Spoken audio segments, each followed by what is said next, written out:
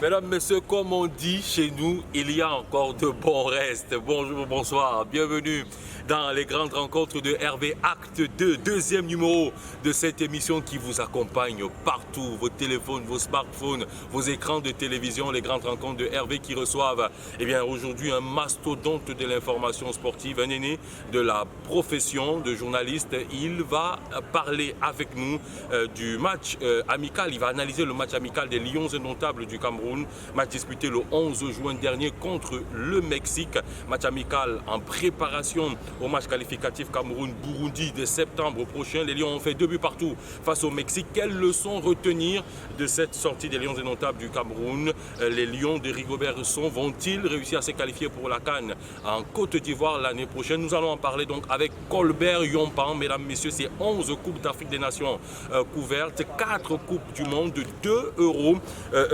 Compétition donc couverte par ce journaliste qui nous fait l'amitié, la très grande amitié, le très grand honneur d'être notre invité à l'occasion de cette émission. Je le retrouve dans quelques instants.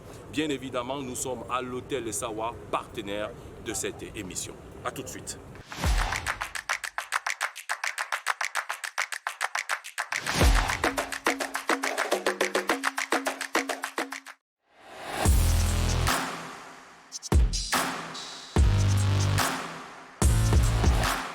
Nous nous retrouvons donc dans ce numéro des grandes rencontres de Hervé avec notre prestigieux invité Colbert Yompan. Avant de lui donner la parole, permettez que je liste un peu le CV de l'homme qui est long comme le bras. Colbert Yompan, mesdames, messieurs, c'est 11 Coupes d'Afrique des Nations couvertes, 96, 2000, 2002, 2006, 2008, 2010, 2012, 2013, 2015, 2017 et 2019. 4 Coupes du Monde seniors, 3 Coupes du Monde FIFA des dames et 3 Coupes du Monde jeunes, 4 finales de Ligue des Champions. On parlera d'Onana tout à l'heure qui a joué une finale de Ligue des Champions. Eh bien, lui, il en a couvert 4 en 2016, en 2012, en 2013, en 2010. Et puis donc 2 euros également couverts en 2016 en France et en 2020 lors du jubilé de l'euro qui s'est disputé dans plusieurs capitales européennes. En tout et pour tout, en match de Coupe du Monde, c'est 74 matchs de Coupe du Monde disputés. S'il n'est pas un grand invité, je ne sais pas où est-ce qu'il faut aller en trouver. Colbert, bonjour, bonsoir. Bonjour Hervé, et merci de m'avoir invité. Je suis un fan de cette émission. Y être invité ne peut être qu'un honneur. Merci de m'avoir convié à la table des grands.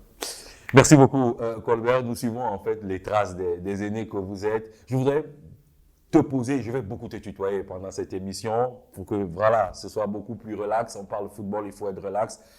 La première question, donc, est de savoir qu'est-ce qui te fait autant courir. On a listé le CV, il est long comme le bras. Jusqu'à présent, tu continues de couvrir les compétitions. Qu'est-ce qui te fait courir autant? Je crois la passion. J'ai fait mon secondaire en grande partie en Konsamba, où l'équipe qui nous faisait rêver à l'époque, c'était l'Aigle de Konsamba. Nous avons grandi dans le football.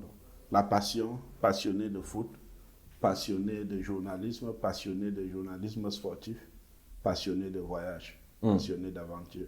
La passion, donc, c'est elle qui te fait courir. Et quand je listais le CV, on a parlé de la CAN 2000 et 2002, qui sont 2 CAN chères au peuple camerounais, parce que c'est un doublé que l'on réussit à réaliser au Nigeria et au Mali. Tu es acteur, du moins en tant que journaliste de ces 2 compétitions-là, et tu couvres donc la CAN qui est remportée par la génération, on va dire, Rigobert Song-Bahanak. Aujourd'hui, cette génération-là est aux affaires. J'ai 2 questions à te poser. La première, c'est de savoir, est-ce que cette génération est vraiment la génération, en termes de talent, la plus impactante pour les consciences des Camerounais? Et la deuxième question, c'est de savoir aujourd'hui, la plupart des joueurs de cette génération est reconverti dans l'administration, dans l'encadrement. Comment est-ce que tu les trouves dans cette reconversion-là? Je vais commencer par la première question. Je vais dire qu'il n'y a pas d'unanimité sur cette question-là parce que moi aussi, quand j'ai essayé d'interroger les lions de différentes générations, les points de vue étaient partagés. Il y en a qui estiment que les pionniers des années 50 sont les plus grands. D'aucuns disent que les lions des années 70 sont ceux qui étaient les plus talentueux. D'autres voient des Lions révolutionnaires en 82 avec la participation historique en Coupe du Monde, qu'elle était une génération dorée. Et il y en a qui vous disent qu'en 88, la génération formée par Claude Leroy, qui est enfin sacré champion d'Afrique et qui va jusqu'à être quart de finaliste de la Coupe du Monde, que c'est celle-là. Ma génération, c'est celle des années 2000, comme vous le disiez, celle que j'ai vu grandir, c'est celle qui m'a le plus fait rêver sur le papier, c'est celle qui est la plus capée parce qu'elle est championne olympique en 2000, championne d'Afrique en 2000, championne d'Afrique en 2002 et finaliste de la Coupe des Confédérations en 2003, même si cette Coupe des Confédérations-là nous reste doublement en devers de la gorge parce qu'on perd Marc-Vivien Fauré. Et l'un des moteurs de cette génération. Et nous perdons aussi la finale avec un but un peu chanceux d'Henri. Donc pour moi, pour être concret, c'est la génération 2000 qui est la plus grande parce que c'est celle qui m'a le plus fait rêver. Est-ce que je les imaginais à ce poste? Vous savez qu'à un moment, c'est cette génération qui a pris le commandement à l'équipe nationale du Cameroun. C'était 1984. 1984, c'est Samuel Eto'o, Jérémy Djitap et Rigobert Song. Samuel Eto'o, président de l'Africa Foot, Rigobert Song, manager sélectionneur, Jérémy Djitap, président du Sinafoc. Donc, on avait vu venir en 2008 à la Coupe d'Afrique des Nations, c'est ce trio-là qui dirige l'équipe, qui est même à la baguette aux entraînements. Donc oui, ils avaient certainement les qualités pour le faire. Et aujourd'hui, on se rend à l'évidence que ces qualités-là vous aident à faire une carrière, mais maintenant réussir dans cette carrière-là, il faut aussi bâtir une équipe solide qui vous y accompagne. Et comment tu les trouves justement, cette génération-là qui est aux commandes, Rigobert Song, Samuel Eto'o et les autres? Samuel Eto'o, c'était prévisible, même si dans le contexte du Cameroun, c'est un véritable coup de tonnerre parce que vous savez, le système électoral, en particulier à l'Africa Foot, est très vissé. Donc, il n'était pas gagné d'avance qu'il remportait les élections à l'Africa Foot. Mais l'ayant fait, je crois que la tâche est très très difficile. Samuel Eto'o, la voix présidente de l'Africa Foot, est une grande chance pour le Cameroun, mais réussir sa mission, il lui faut une équipe de passionnés et une équipe de compétents qui l'accompagnent. Mais quand on regarde de près, on se rend compte qu'il y a certainement des victoires, mais on se rend aussi compte qu'il y a autour de lui des gens qui n'ont pas le profil de la fonction et qui, au lieu de l'accompagner, le tirent plutôt de derrière. Venons-en donc à ce match du 11 juin dernier. On s'est réveillé à 3h du matin pour le suivre. C'était avec beaucoup de plaisir. Cameroun-Mexique. Il y avait beaucoup d'attentes autour de cette rencontre-là. Par exemple, le cas de Fabrice Ondoa qui revenait en équipe nationale du Cameroun après 2 ans d'attente ou 2 ans de retrait. Quand on a vu sa rencontre, quand on a vu son match, Colbert, est-ce qu'on peut dire qu'il a été perturbé par ce retour? Curieusement, non. Curieusement, non. Je crois que si il fallait lui donner une note sur une notation allant jusqu'à 10, il peut avoir 6 à 7 sur 10 parce qu'il a été imperturbable et comme vous l'avez signalé dans votre analyse, peut-être jeu du pied, il a été un peu limite dans sa relance au pied. Ce qui n'est pas une surprise. Ce qui n'était pas une surprise, mais je me dis, il a peut-être voulu envoyer un message. On sait que le point fort d'André Onana, c'est le jeu de pied. Il a voulu leur dire que ici vous avez 2 au prix d'un. Ça ne lui a pas autant souri, mais dans l'ensemble, je crois qu'il ne peut pas regretter ce match-là. Ça a été une bonne rentrée. On voulait le voir. On a vu un gardien qui dégage la confiance. Je ne suis pas d'accord qu'on se mette à faire directement de la comparaison avec André Onana parce qu'à la vérité, qu'on vient de dire qu'aujourd'hui, André Onana, c'est le top 3 mondial Fabrice Ondoa. C'est quand même, pour être gentil,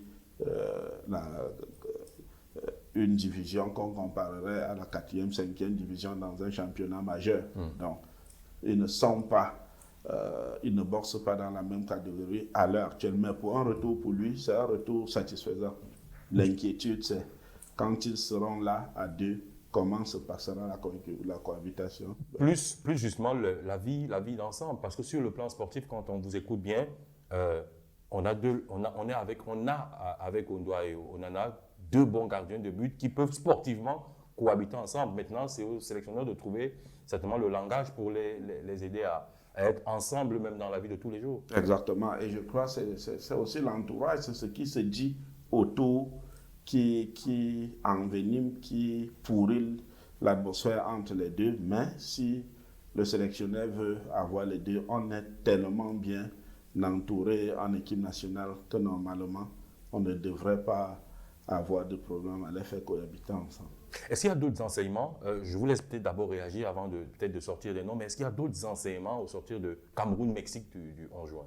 On a parlé d'André Onana, on s'est rendu compte qu'on n'aura plus le Nicolas Nkoulou qu'on a connu dans les années 2009 jusqu'à peut-être 2017. On n'aura plus ce Nicolas C'est définitif. Là, je crois que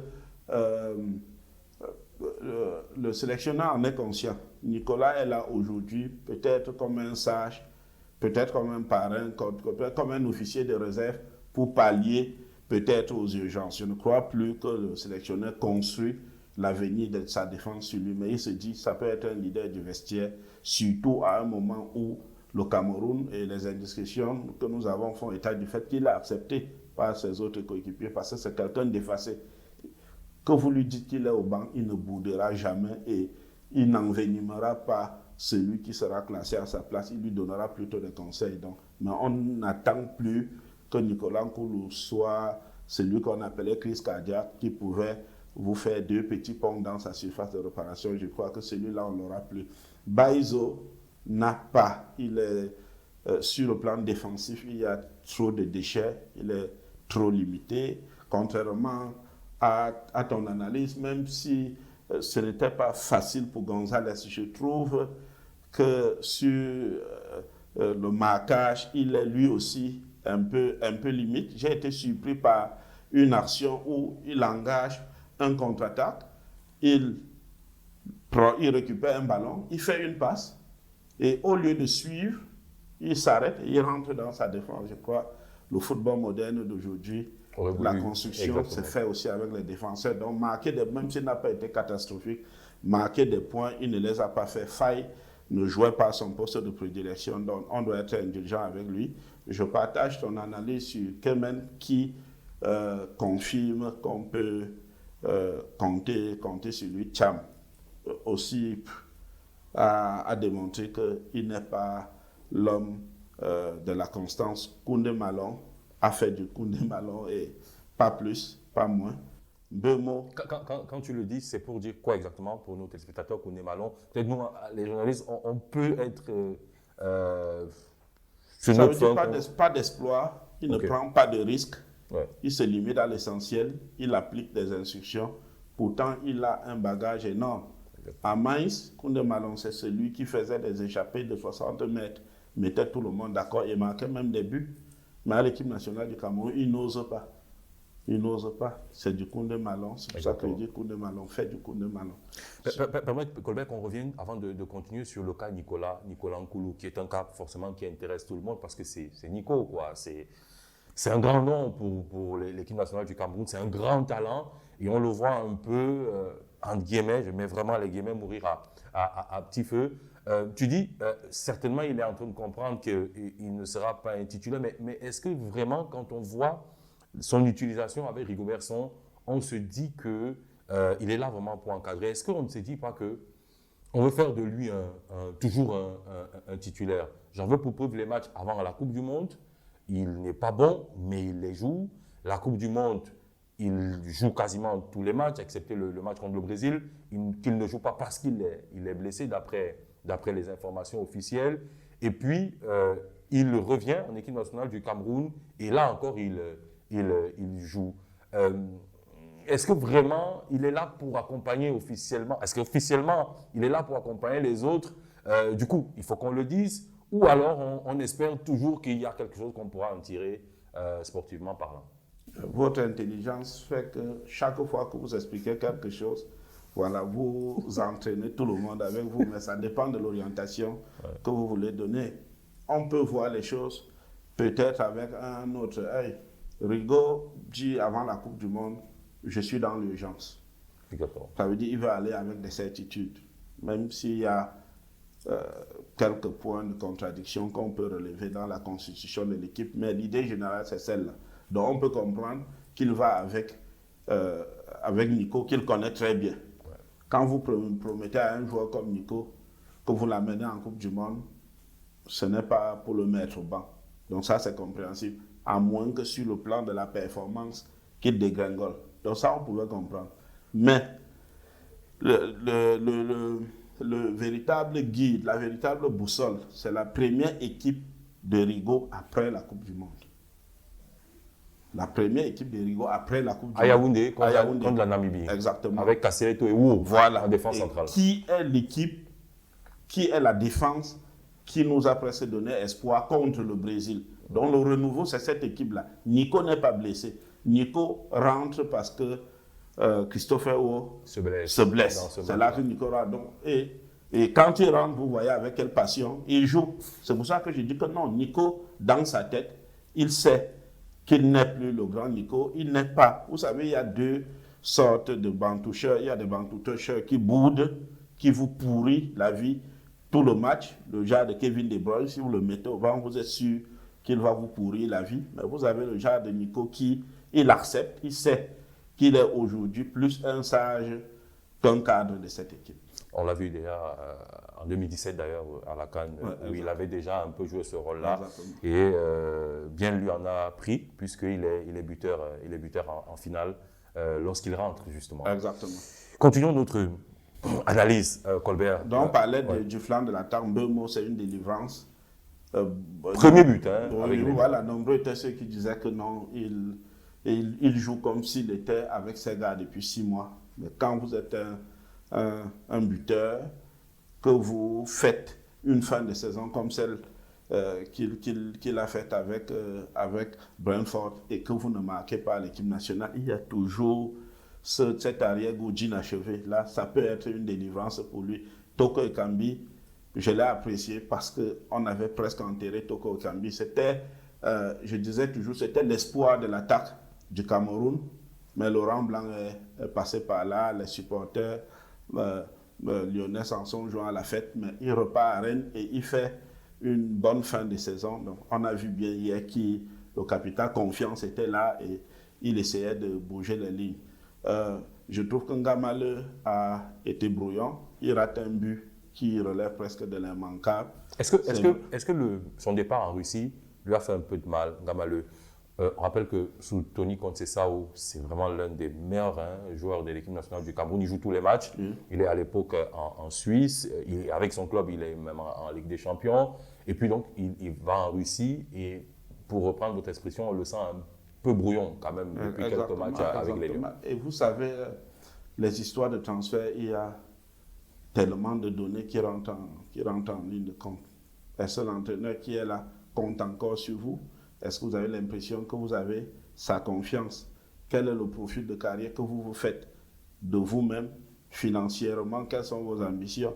J'ai cru entendre qu'il doublait presque son salaire en Russie. Peut-être c'est une donnée qui est entrée en ligne de compte. Quand on compare la Russie et la Suisse, sur le plan européen, la Russie est nettement mieux cotée que le championnat suisse, même si ça ne relève pas du top 5 en Europe. Mais ça peut être des données qui sont rentrées en ligne de compte. Vous voyez avec Messi, tout le monde l'avait vu en Arabie Saoudite, mais il y a la parole donnée à David Beckham depuis des années. Il y a des données qui entrent en ligne de compte que nous ne maîtrisons pas. Je ne sais pas véritablement quels sont les détails qui ont pesé, mais vous avez raison de dire qu'au lieu de le relancer, le championnat suisse ne l'a pas beaucoup aidé jusqu'à présent. Le championnat russe. Le championnat russe ne l'a pas aidé jusqu'à présent. Parlons de Rio Persson. On a parlé des joueurs, peut-être on reviendra sur certains, mais parlons un peu du sélectionneur. Comment est-ce que vous l'avez trouvé, Rigobertson? Il y a tellement de critiques et d'attentes autour de lui. Dans ce match contre le Mexique, là, il était attendu avec ces 22 joueurs, finalement 19 qui ont répondu à l'appel. Mais comment est-ce que vous l'avez trouvé? Vous avez trouvé le coach, Rigobertson? De façon générale ou contre le Mexique? Contre le Mexique, d'abord. Contre le Mexique, je crois, pendant la rencontre, il a changé de stratégie. Je crois que l'idée de Rigo était de voir beaucoup de joueurs durant ce regroupement-ci. Chose que j'ai critiquée. Je crois qu'il a laissé reposer ses cartes pour essayer de voir le maximum de joueurs possible et essayer peut-être d'élargir son champ de sélection. Je crois que c'est l'idée sur laquelle il était parti. Mais vu le déroulé de la rencontre, il s'est dit qu'il y a autre chose qui se jouait, qu'il était possible que le Cameroun réalise un exploit. Il s'est dit que cet exploit-là peut être un déclencheur pour le moral, non seulement de l'équipe en elle-même, et même du peuple camerounais. Ça peut se comprendre. Oui, ça peut se comprendre. Ça peut comprendre qu'un entraîneur change au regard du contexte que lui maîtrise certainement le mieux. C'est toujours un facteur de plus-moins. Vous essayez de peser, vous voyez, quand le Qatar organise la Coupe du Monde, l'objectif c'est le quart de finale, c'est l'objectif qu'on prescrit au coach. Mais après 2 matchs, l'objectif c'est de remporter au moins le dernier. De bien finir. Lorsque le match commence, l'objectif c'est de marquer au moins un but. Et ils ont atteint leur objectif. Quand ils ont marqué un but, on a jubilé comme s'ils avaient remporté la finale de la Coupe du Monde. Donc c'est toujours en fonction des circonstances. Et je crois à un moment, il s'est dit, c'est jouable et je veux peut-être en profiter pour envoyer un message pour dire, nous ne sommes pas si morts que ça.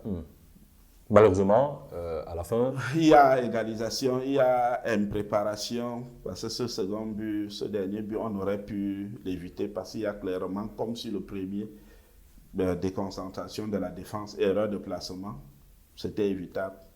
Malheureusement, ça gâche la fête. Ça, c'était Rigo contre le Mexique, mais Rigo en général? Rigo en général, c'est une question difficile. Il est difficile de dissocier Rigo de Samuel. Parce que si on veut partir sur le CV, véritablement, le premier choix pour coacher les Lions n'aurait pas été Rigo. N'aurait pas été Rigo. Rigo a fait ses classes, déjà joueur expérimenté, il a son mot agile, il connaît l'équipe. En 2014, après avoir été longtemps capitaine, il est team manager de l'équipe, donc on ne peut jamais lui faire le reproche de ne pas connaître cette équipe-ci. Mais Rigo, comme entraîneur, ses faits d'armes ne sont pas les plus jouissifs du monde comme entraîneur. On peut l'expliquer comme on veut, mais si on demande aux meilleurs entraîneurs de se présenter demain matin, ce n'est pas celui qui arriverait à 5 h du matin. Mais pourtant, le président a jeté son dévolu sur lui. Je crois que le président a voulu jouer sur la complémentarité. Le président dit souvent que lui, c'est pile ou face. Ça veut dire noir ou blanc. Il est extrême, alors que Rigo, lui, il recherche le consensus. Et je me suis dit, peut-être le président a voulu utiliser cette association-là pour essayer de déclencher quelque chose. À l'heure de maintenant, il est tôt pour faire le bilan, mais on va plutôt dire qu'il n'est pas ridicule, parce qu'avec une Coupe du Monde à 4 points, c'est au même titre que 2002. Quand vous comparez les joueurs de 2002 à nos intermittents du spectacle d'aujourd'hui, il n'y a pas match. Pourtant, c'est quand même 4 points. On sort sur une victoire contre le Brésil. Voilà. Il est en ballottage favorable pour se qualifier pour la Coupe d'Afrique des Nations. S'il le réussit, il pourra conduire l'équipe en Côte d'Ivoire. Donc, loin d'être un bilan extraordinaire, il n'est tout de même pas ridicule. Et il a encore la possibilité d'écrire son nom dans l'histoire. Le seul conseil que je peux lui donner, c'est de donner tout ce qu'il a. Mais si à un moment, il se rend compte que le vent tourne, qu'il soit le premier à dire non. On va prendre la publicité dans un moment, Colbert. Peut-être une dernière question avant.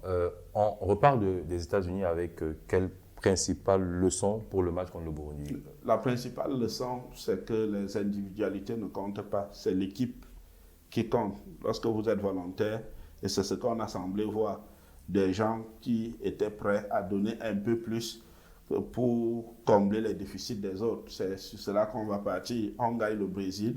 Aujourd'hui, on fait match nul contre le Mexique. Le Mexique top 15. Le Brésil qui est loin, très haut dans le classement mondial et que aucun match n'est gagné d'avance. La loi du foot, c'est la loi des 90 minutes et un peu plus. Et celui qui donne mieux, celui qui, même plus faible, donne plus que les autres, est celui qui, en fin de compte, sourirait. Donc aujourd'hui, Rigaud sait quels sont les chantiers. Il y a eu beaucoup de limites dans la constitution du groupe qui allait. On parlait du poste de latéral gauche qui était presque abandonné. On aurait gagné quand même à tirer des enseignements de ce côté-là. Mais on y va en se disant qu'on abordera la qualification en septembre avec objectivité, avec positivité aussi, en se disant qu'on a les armes pour aller loin. Merci beaucoup, mesdames, messieurs. On se retrouve dans quelques secondes.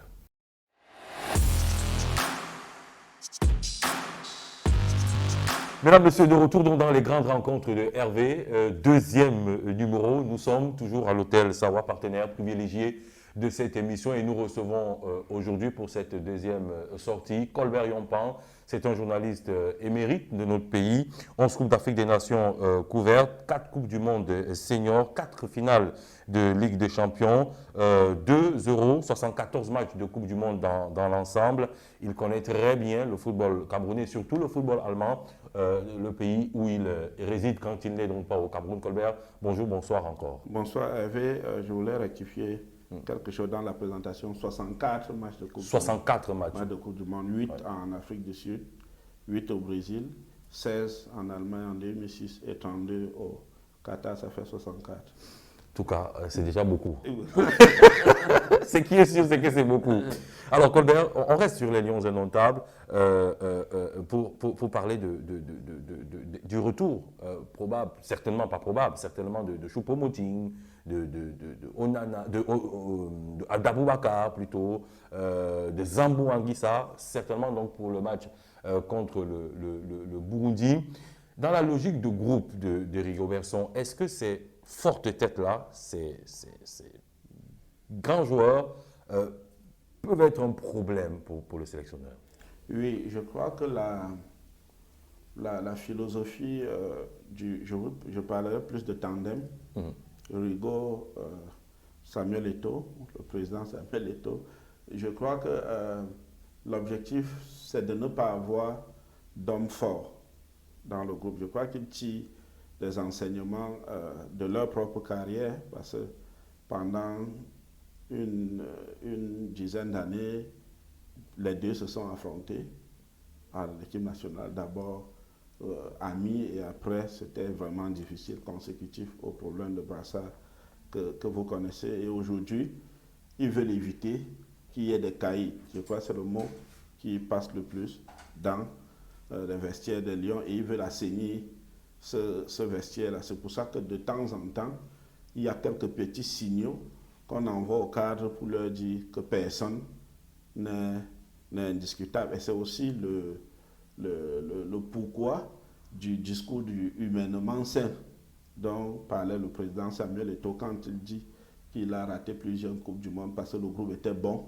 mais il n'était pas humainement bon. Aujourd'hui, ils se disent que s'il y a de trop grosses têtes dans le groupe des Lions, ça pourra empêcher d'atteindre les objectifs. Il est peut-être mieux d'avoir une bande de jeunes, peut-être pas soumis, mais une bande de jeunes pas rebelles qui regardent dans la même direction. Du coup, est-ce que c'est pas, Colbert, est-ce que c'est pas une sorte d'irresponsabilité, une sorte de peur bleue d'affronter les joueurs vedettes, les joueurs à la grossette? Dans toutes les équipes, il y a des joueurs comme ça. Est-ce que nous, on n'est pas juste en train de faire ce qu'un aîné avait appelé le génicide, c'est-à-dire le fait de tuer les génies? On peut le voir comme ça. Je crois que les cadres n'ont pas été écartés. Comme je vous le disais, de temps en temps, on leur envoie des signaux pour essayer de leur dire qu'ils ne sont pas indiscutables. Ah, c'est surtout sur cela qu'on insiste. Oui, c'est sur cela. Les décisions, on n'a pas complètement écarté les cadres, mais de temps en temps, on leur envoie des signaux pour leur dire qu'ils ne sont pas indiscutables à leur poste. Imaginez-vous qu'on aurait mis d'accord le Mexique 4 buts à 0. Ça aurait été encore un signal beaucoup plus fort. Voilà, et que les plus jeunes... Ouais. Vous avez vu, par exemple, l'entrée d'Enzo Chato. C'est quelqu'un, si demain il n'est pas rappelé, on posera quand même la question de savoir pourquoi ce n'est pas fait.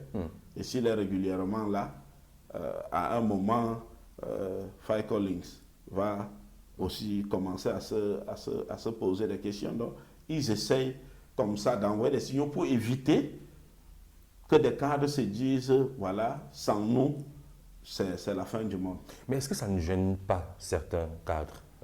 Je parle de Choupo-Moting particulièrement, que vous connaissez très bien, qui est un joueur que vous connaissez bien, vous l'avez vu évoluer en Allemagne pendant de nombreuses années. Est-ce que ce discours-là, où on a le bâton et la carotte en même temps, est-ce que certains joueurs ne sont pas juste mal à l'aise avec ça?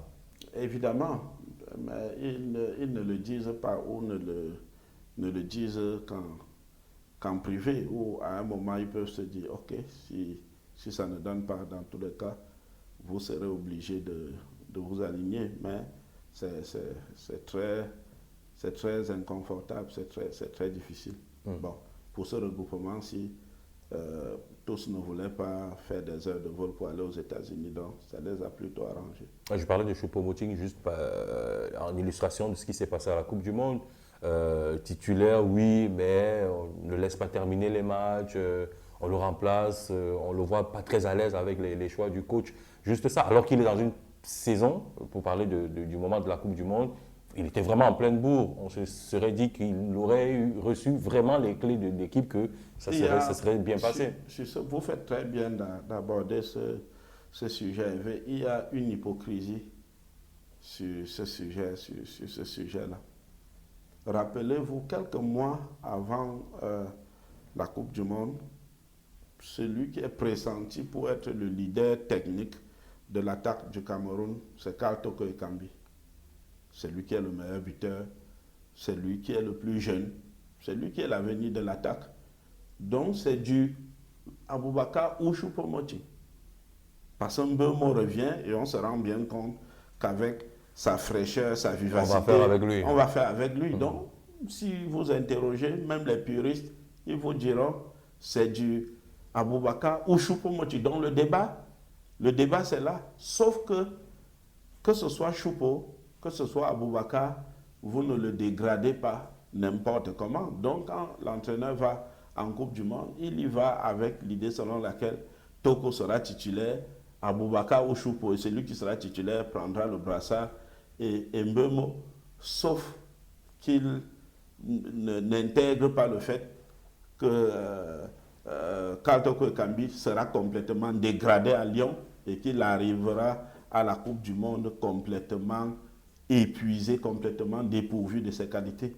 Ce qu'on peut lui reprocher, c'est de n'avoir pas réagi tôt. Exactement. Et de faire jouer les deux, pas de n'avoir pas rapidement confié. Parce que si vous confiez les clés de l'équipe exclusivement à Choupo-Moting et vous dégradez complètement Abou Chou de la CAN au Cameroun, c'est aussi un crime de lèse-majesté. Donc c'était difficile. Et c'est ça, gérer cette grosse tête-là et ne jamais donner l'impression à un des deux, parce qu'à un moment aussi, on donnait l'impression que les deux... que les deux ne pouvaient pas cohabiter ensemble et que pour la Coupe du Monde, Choupo, avec le vent positif qu'il avait ramené de Munich, qu'il mettrait tout le monde d'accord. Mais c'était oublié qu'Aboubakar aussi, c'est quelqu'un qui a faim et qui n'avait pas encore dit son dernier mot. Donc, c'est des situations qui ne sont pas faciles. Ce qu'on peut reprocher à l'encadrement technique, comme je le disais, c'est de n'avoir pas vu venir. Mais parfois, l'encadrement se dit aussi, Karl Toko est jeune,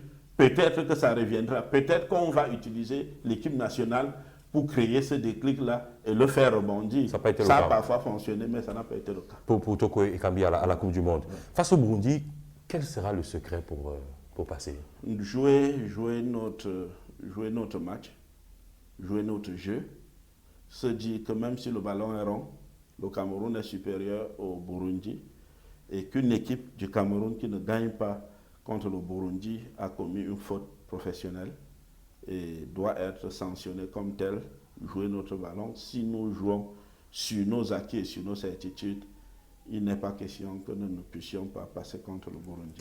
On évolue, Colbert, et on se projette un peu sur la Coupe d'Afrique des Nations en Côte d'Ivoire, avec donc Zambo, avec Bouchou, Aboubakar Vincent, avec Toko Ekambi, avec Choupo Moting, avec Onana. Oui, avec Onana, si Onana n'y est pas, parce qu'il aura décidé de ne pas venir, ce serait une faute pour un jeune joueur comme lui, qui est pour moi le meilleur gardien de la Ligue des Champions cette année, avec une forte odeur de meilleur gardien du monde, entendu que le meilleur en Europe est parfois le meilleur dans le monde. Mais si vous ne pouvez pas rendre cela à votre pays, ce n'est pas normal. Qu'est-ce qu'il faut qu'on fasse pour qu'il... S'il ne l'est pas, parce que l'encadrement technique aura décidé autrement, ce serait aussi une faute. Donc ça veut dire que les égos devraient être mis de côté, je crois. Le manager sélectionneur a fait ce qu'il fallait faire, de dire qu'il était en contact avec lui et qu'à son niveau, il n'y avait plus de blocage. Donc il a redonné la balle dans le camp d'André. En septembre, on verra. Et qu'est-ce qu'André doit faire, justement, d'ici à septembre? D'ici à septembre, André doit soit faire une communication officielle pour dire qu'il acceptait de revenir à l'équipe nationale si jamais il était sélectionné, ou alors l'encadrement technique doit faire les pré-convocations et les convocations avec André et le mettre face à ses responsabilités. C'est donc le vrai feuilleton à suivre. C'est le feuilleton à suivre, mais je crois qu'il n'y a pas de raison qu'un gardien comme André ne soit pas le portier de l'équipe nationale du Cameroun. Est-ce qu'il y a des joueurs que l'on peut greffer à cette structuration matrice mise déjà en place par Rigo Berson? Est-ce qu'il y a des joueurs, quand on regarde en Europe, en Afrique, peut-être au Cameroun, que l'on peut encore ajouter dans cette équipe et qui peuvent bousculer une certaine hiérarchie? Potentiellement, il y a toujours des joueurs, même si la plupart aujourd'hui ont déjà fait leur choix. Je crois que le problème ne doit pas être posé en ce sens-là. Le problème pour les binationaux, parce qu'il y a sous-entendu aussi cette forte odeur dans votre question, le problème avec les binationaux doit être de mettre sur pied une véritable politique. Vous voyez, les équipes nationales travaillent aujourd'hui, même avec les scouts des équipes normales. Vous devez mettre sur place une politique pour repérer quels sont des joueurs potentiellement sélectionnables dans votre pays. Et déjà à partir de 11-12 ans, comme le font tous les grands pays, de les repérer déjà et essayer déjà d'entrer en contact avec eux ou alors avec ceux qui ont leurs responsabilités pour leur parler de leur pays, pour leur parler du projet qui les attend dans leur pays. Et je crois que ce serait plus facile. Youssoufa Moukoko, je disais la dernière fois qu'à 12 ans même déjà, l'Allemagne savait déjà que Youssoufa Moukoko était potentiellement un futur crack de l'Allemagne. Il a commencé à signer ses premiers contrats avec Nike à 13 ans. Ça veut dire qu'il avait déjà été repéré. C'est le cas pour beaucoup d'autres joueurs, mais on attend quelquefois 18, 19 ans, quand peut-être il est déjà potentiellement sélectionnable, comme le cas d'Elanga par exemple, avant qu'il ne soit un sujet d'actualité, mais il devrait C'est trop tard. Il devrait l'être 6 ans, 7 ans plus tôt. C'est comme ça qu'on perd Evan Dika. C'est comme ça qu'on perd Evan Dika. Evan Dika, même déjà à 17, on rappelle, un présélectionné par, oui, même déjà par la Côte à d'Ivoire. 17-18 ans, il y avait encore possibilité de le rattraper. Lui, son cas est triste parce que lui veut jouer pour l'équipe nationale du Cameroun. J'ai discuté plusieurs fois avec lui, mais je sentais un mal-être en lui. Il se disait, que faire plus? Evan Dika veut jouer avec les Lions de veut jouer avec les Lions. Mais il n'est pas appelé. Non, il n'est pas appelé. Non, on n'est pas appelé. Vous devez d'abord, puisqu'il a un statut de binational, vous devez quand même l'approcher d'abord pour essayer de discuter du projet avec lui, pour l'amener à être convaincu du projet que vous lui présentiez. Ça n'a jamais été fait. Lui donner l'impression qu'il est voulu et qu'il est attendu. Mais quand vous ne le faites pas, il ne va pas lui-même prendre son téléphone pour vous appeler et vous dire que je veux jouer. Il a attendu, ça n'a pas été le cas.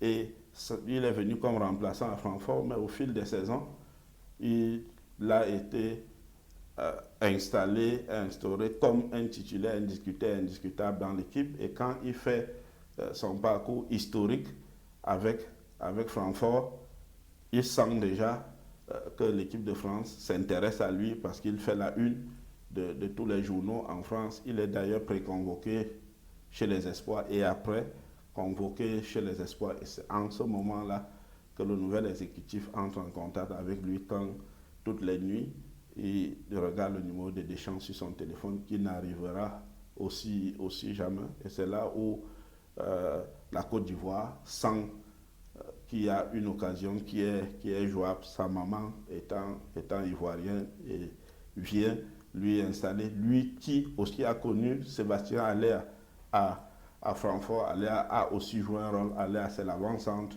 de Dortmund et des éléphants de Côte d'Ivoire. Serge Aurier qui lui ont parlé et lui ont parlé de ce projet-là. Je crois qu'il s'est senti aimé, il s'est senti voulu, il s'est senti attendu là-bas et c'est ça qui a fait toute la différence. Malheureusement pour nous. En tout cas, il faudrait pouvoir rattraper cela avec d'autres talents. Colbert, merci beaucoup d'avoir accepté notre invitation. Ça va vite, on va à l'essentiel pour le bonheur de nos internautes, de nos téléspectateurs. Merci d'être passé dans les grandes rencontres de Hervé. Je voudrais encore vous remercier de m'avoir invité. C'est toujours plaisir de répondre à l'appel d'un talent pur comme vous, d'un Golden Fuß, comme on appelle en Allemagne pour nous. Merci de m'avoir convié et merci à toute l'équipe. Bonne chance. Merci beaucoup Colbert. Rendez-vous à l'Euro 2024 en Allemagne. Merci. Merci beaucoup à vous, mesdames, messieurs, de nous avoir suivis. On remercie, on ne cessera de remercier infiniment nos partenaires dans le cadre de cette émission. On vous l'a dit, on aimerait que cette émission vous accompagne partout, dans vos téléphones, dans vos smartphones, sur vos écrans, également à la maison. Les grandes rencontres de Hervé, c'est vraiment aller droit au but avec des invités de poids qui vous parlent, mais alors vraiment de sport et de football particulièrement. À très vite pour notre prochain numéro.